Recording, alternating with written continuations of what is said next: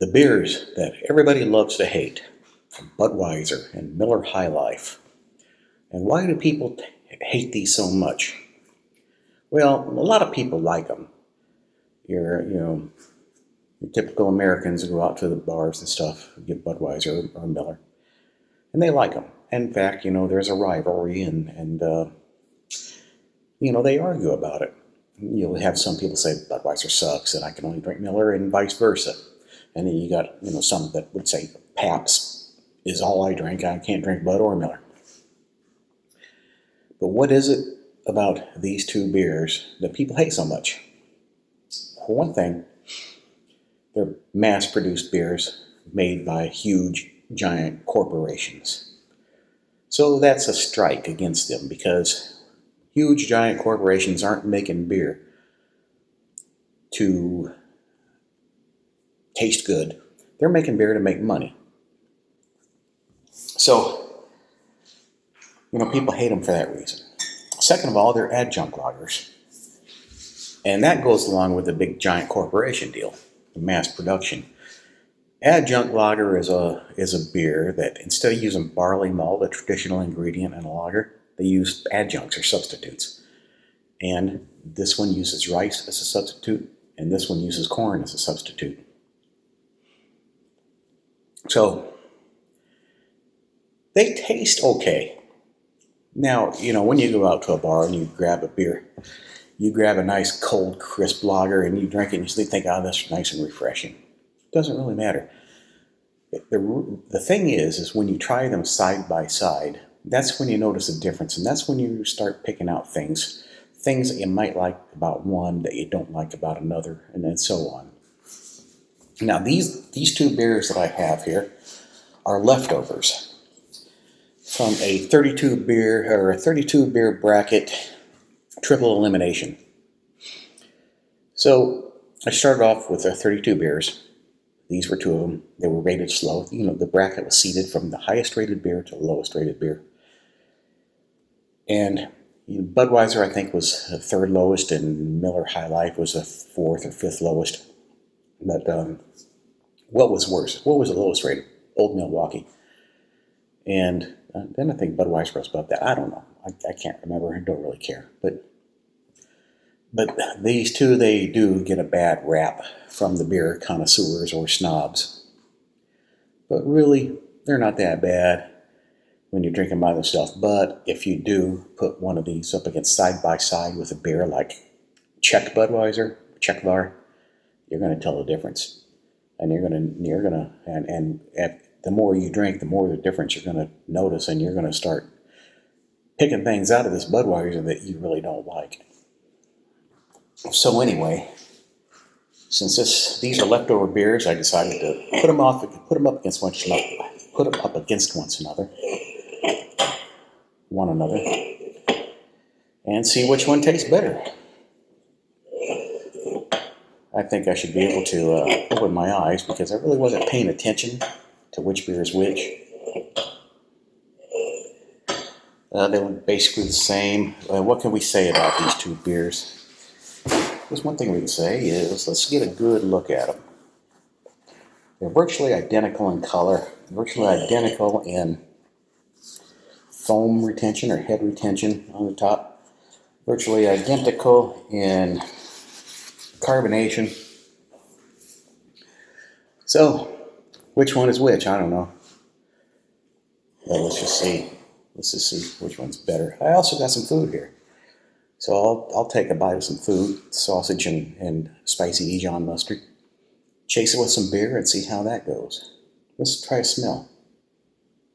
Virtually no aroma. Same here. Can't really smell anything. Either my nose doesn't work, or these have a very weak aroma.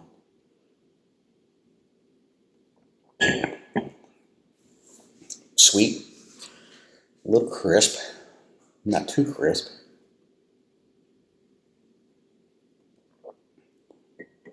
A little stronger. It also be stronger, but maybe I took a bigger sip. Well,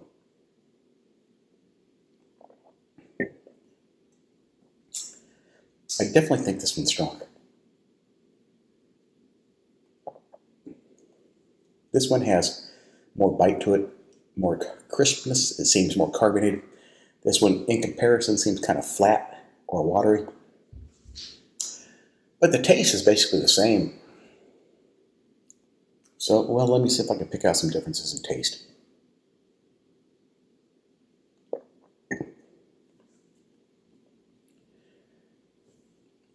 It's smooth and kind of flat.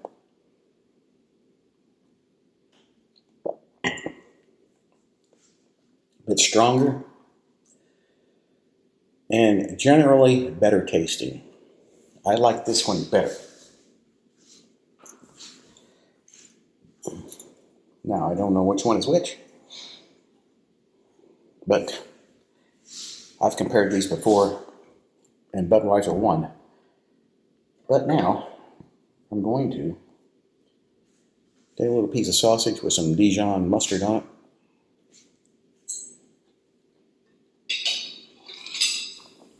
And wash it down with some brew. Now I'll start with this one.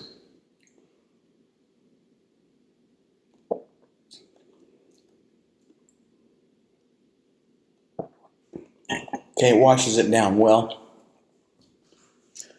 but still, it could stand to be a bit stronger. Well, I should mention the ABVs of these. Budweiser is 5%, and Miller High Life, I believe, is 4.6 or 4.7 or somewhere in between.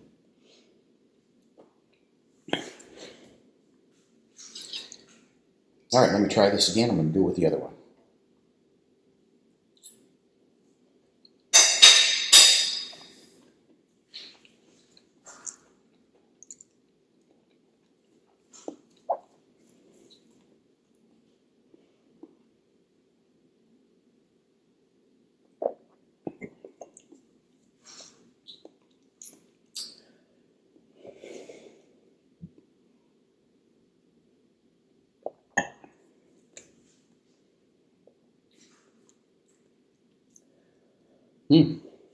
I'm leaning towards this one. Simply due to the fact that it's stronger and more crisp. And this one, for some reason, is lacking. Maybe this particular bottle was flatter than, or for some reason, but it's just not cutting the mustard. And what is it? I'm going to go with this one. I like it better. And this one is the Budweiser.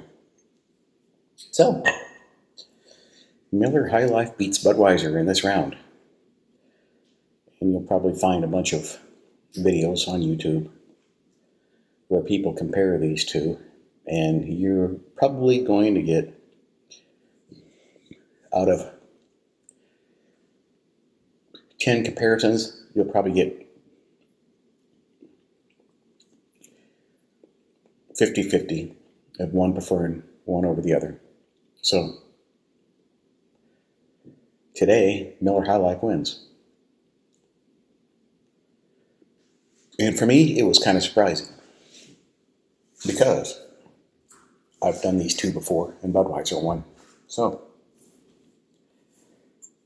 this one is more crisp and flavorful, and this one is flatter and waterier, which isn't the norm in my experience.